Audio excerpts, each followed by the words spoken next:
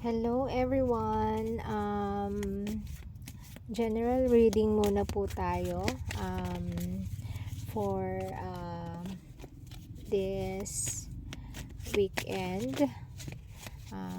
So, pwede mag-resonate sa iba na kung ano lang po yung part na makaresonate, yun lang po ang i-take, and kalimutan po yung iba. Hindi po lahat magre-resonate sa lahat. And if naka-resonate po, palike naman po para makatulong sa channel. Thank you in advance.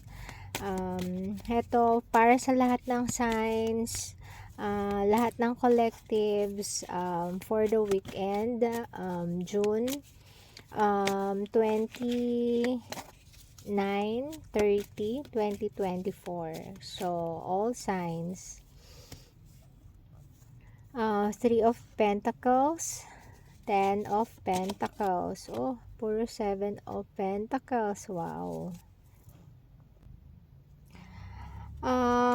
Napakaganda nito. Lahat ng pinaghirapan mo, lahat ng mga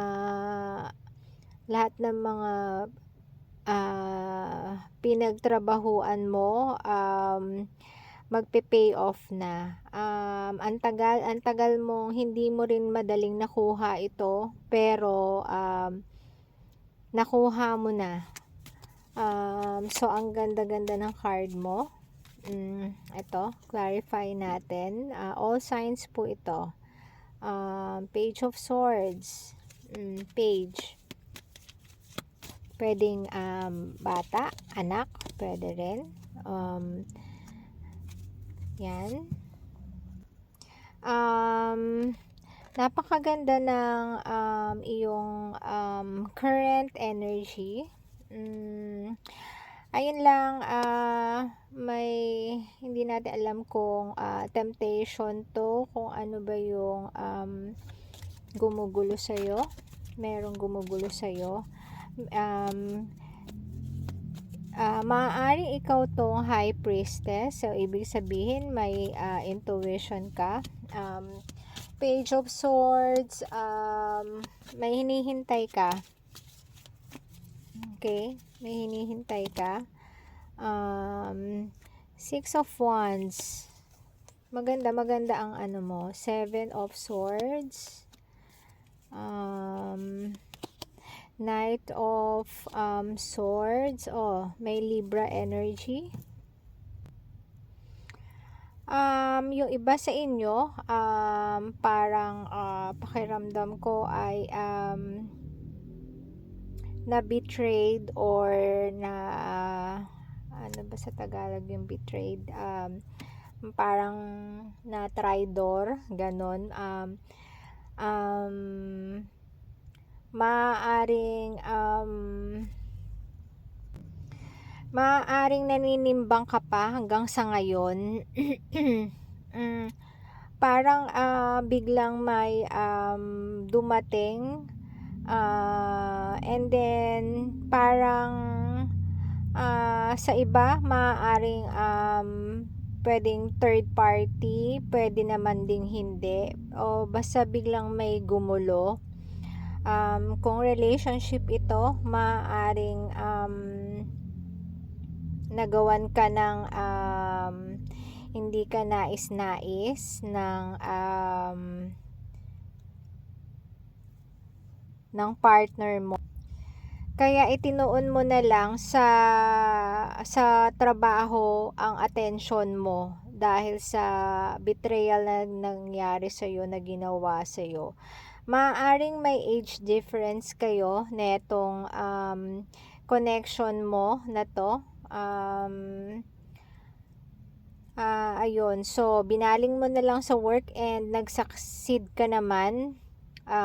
Naging matagumpay ka sa lahat ng mga pinano mo. Siguro yun na lang yung karma sa'yo dahil ikaw naging matino ka naman sa relasyon, pero parang yung naging partner mo recently, maaaring dala pa ng kabataan niya, so kaya nagawa niya yun.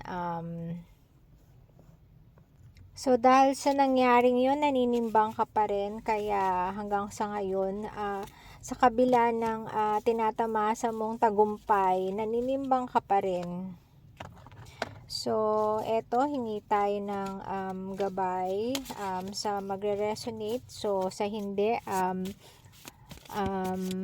pa-check na lang ng ibang videos. And sa magre-resonate, pa-like na lang po. So, ito hingi tayo na additional messages para sa general reading na ito sa lahat ng signs applicable. Ito. From whom can I release my judgment right now? Oh. Ayan. Judgment closes our heart to truth and separates us from love.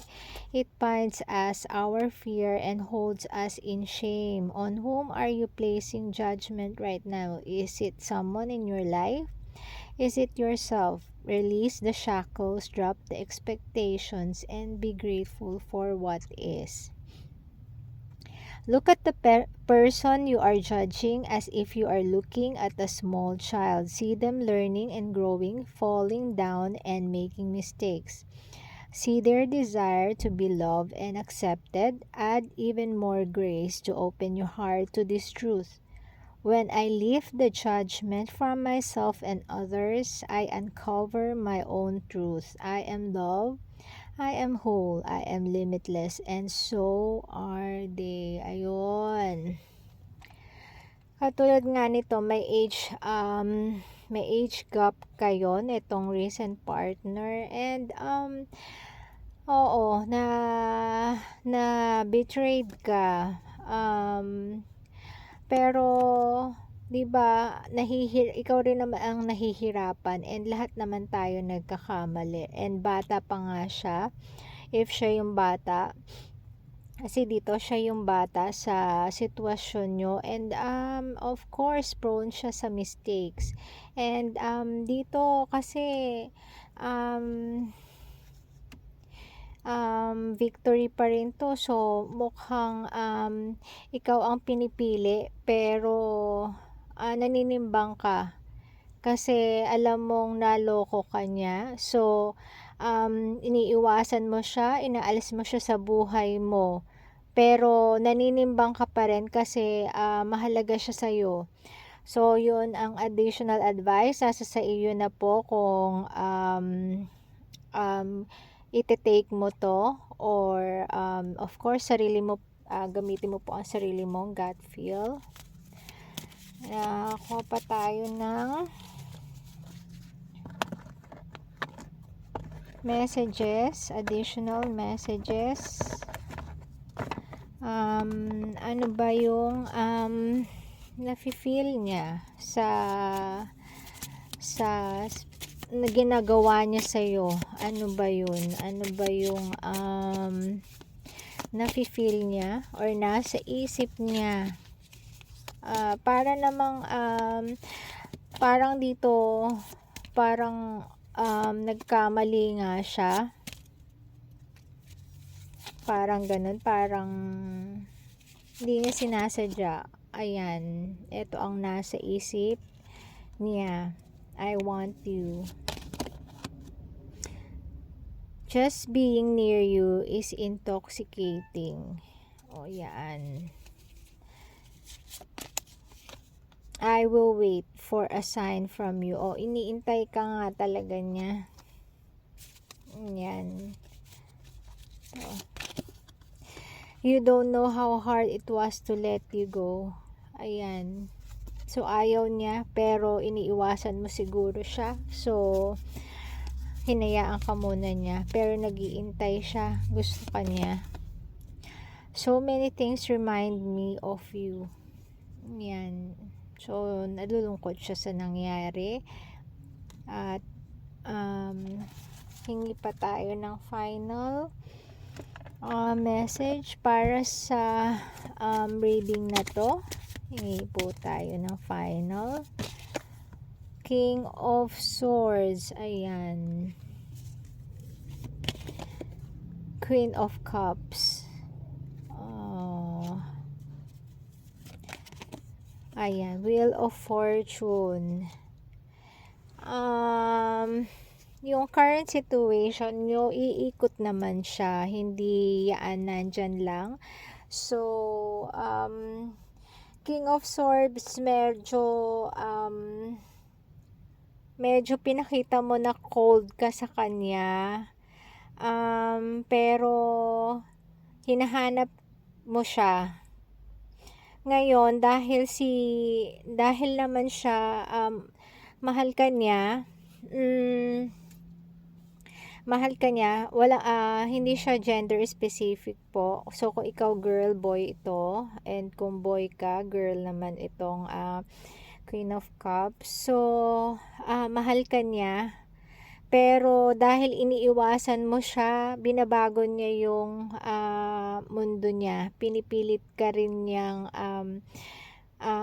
mabago ang isip mo kasi gusto ka pa rin niya. Pero ikaw talagang medyo sa ngayon sarado pa ang isip mo. So, tandaan yung kanina, eto, before tayo mag-judge, tingnan natin yung mga bawat